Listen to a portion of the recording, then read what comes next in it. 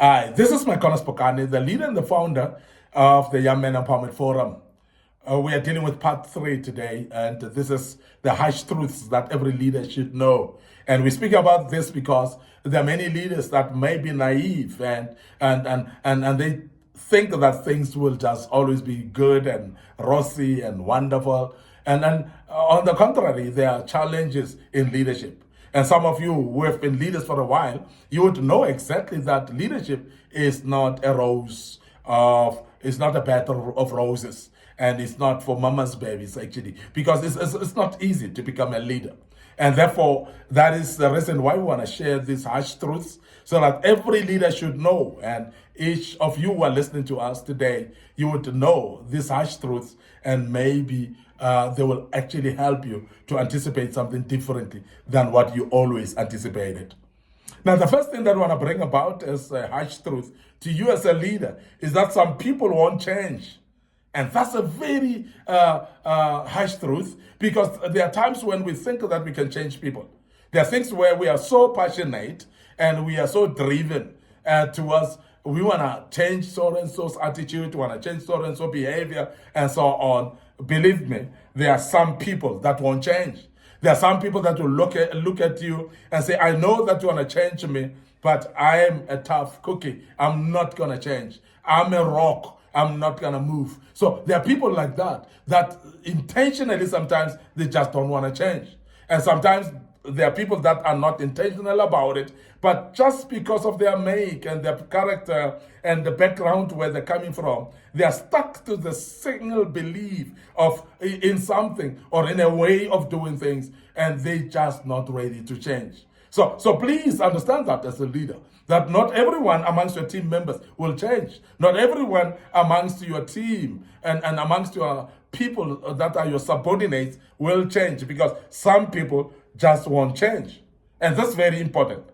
Now, no matter how much you coach them or you care of them, there are those people that will just not change because they are stuck in their own ways. And sometimes there are people that just literally shut off from advice, from coaching, from care, and they are just actually stuck to their own ways and say, I'm like this, I'll not change. There are people that say, this is my way of doing things, and you like it or you don't like it. And there are those people that say, this is me, take it or leave it. And those type of people that even when you give better advices to them, they will tell you, I'm like this and I'm not going to change. So please know that as a leader, that there are some people that will just not change, even though you like them to change. You may want them to change. You may advise them to change. You may coach them as much as possible. But some people will just not change. And I think as a leader, you need to know that, because otherwise you'll hurt yourself.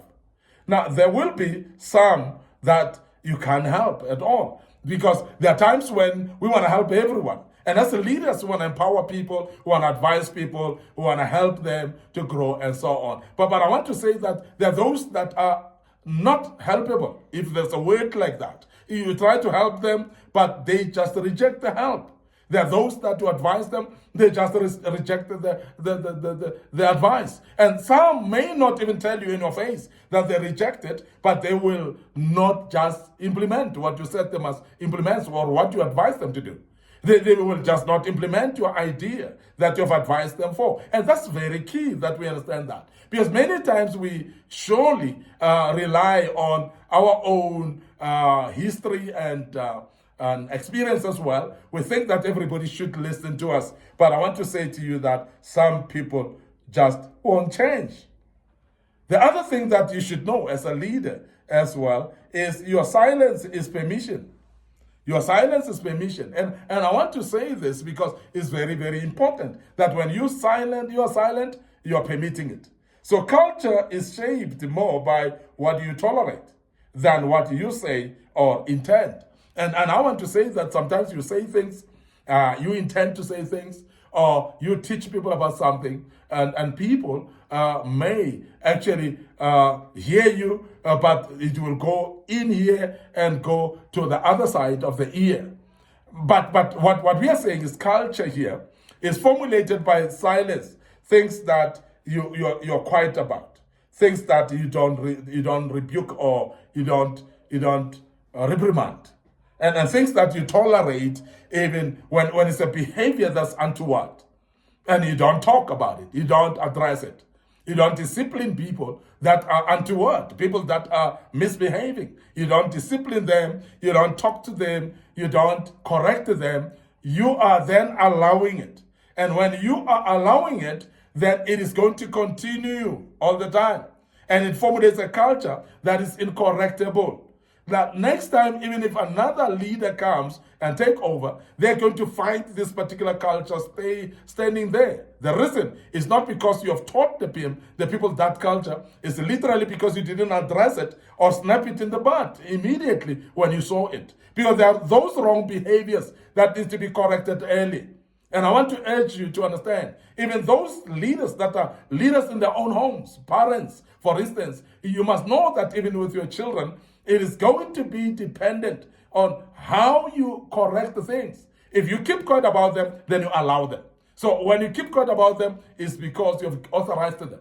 So, but when you correct them as early as possible, and don't be afraid to correct things. Because it's very important that you reprimand where you need to reprimand, you discipline where you're supposed to discipline. Members of the team would know that this is our leader, and our leader doesn't tolerate that. Because the more you tolerate, the more a culture of indiscipline develops. And when a culture of indiscipline has developed, it's difficult to reverse it. It's difficult to correct it. And therefore, you need to correct it earlier and not keep quiet, because silence will be allowing it. Now, I want to also make you aware that this is very key, that being liked is not necessarily meaning being respected as well. Because there are people that think that as a leader, then you'll be liked. And I want you to understand this. Chasing one often costs you the other. Don't try to be everyone's friend. Don't try to be liked by everyone when you are a leader.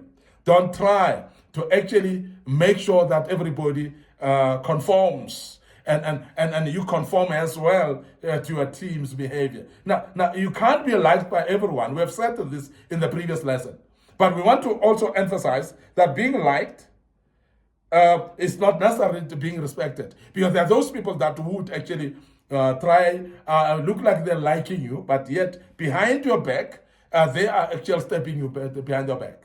And they're the very same people that will talk bad about you behind your back. And we want to emphasize this, that you become aware of this, that sometimes chasing one often costs you the other. So don't try to be everyone's friend. So please, don't try to chase to be liked, because you may actually lose your respect when you are chasing to be liked by everyone. So please be aware of that, because there are many leaders that are not aware of that, and therefore they think that being liked necessarily means that they are being respected as well. I want to end up here today, your host, Micornus Phokane. I'm the leader and the founder of the Young Men Empowerment Forum.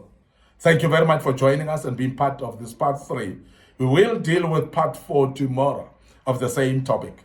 But before I go, I want you to remember our social media platforms, our Facebook page, Young Men Empowerment Forum, and our Facebook page, Micornus Phokane. So please like those pages, follow us on those platforms, and make sure that you click notification buttons that every time we have posted a video of this kind, you are being notified as well.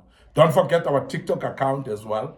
Very busy, and I want to urge you to share it as well with your loved ones. It's under Micornus Phokane.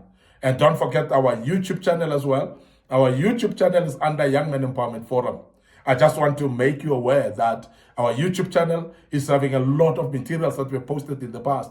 Follow us there, browse through, and get some materials that may be appropriate for your life as well as a young man. And you may learn out of them and become a great leader.